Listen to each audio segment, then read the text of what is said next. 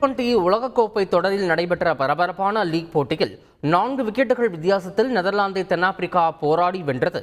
Group D பிரிவில் New York நகரில் நடைபெற்ற இந்த போட்டியில் முதலில் பேட்டிங் செய்த நெதர்லாந்து தென்னாப்பிரிக்கா பந்துவீச்சை எதிர்கொள்ள முடியாமல் 9 விக்கெட் இழப்புக்கு 103 ரன்கள் எடுத்தது. தென்னாப்பிரிக்க வேகப்பந்து வீச்சாளர் போட்மேன் 4 விக்கெட்டுகளை சாய்த்தார். தொடர்ந்து 104 ரன்கள் இலக்கை நோக்கி ஆடிய தென்னாப்பிரிக்காவும் அடுத்தடுத்து விக்கெட்டுகளை இழந்து ஆரம்பத்தில் திணறியது. De Kock, captain Markram duck out ஆகினர். கிளாசன் 4 ரன்களில் ஆட்டமிழந்தார். 5வது விக்கெட்டிற்கு ஸ்டப்ஸ் மில்லர் ஜோடி பொறுமையாக ஆடி ரன் சேர்த்தது.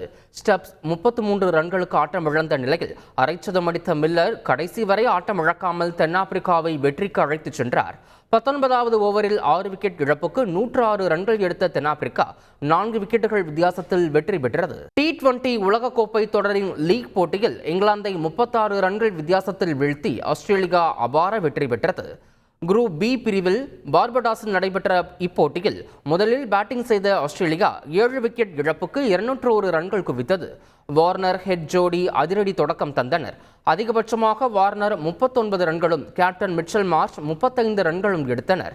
தொடர்ந்து 202 ரன்கள் இலக்கை துரத்திய இங்கிலாந்து அணிக்கு பட்லர், சால்ட் ஜோடி அதிரடி தொடக்கம் தந்தாலும் அவர்கள் ஆட்டமிழந்த பின் அடுத்து வந்த வீரர்கள் பங்களிக்க தவறினர்.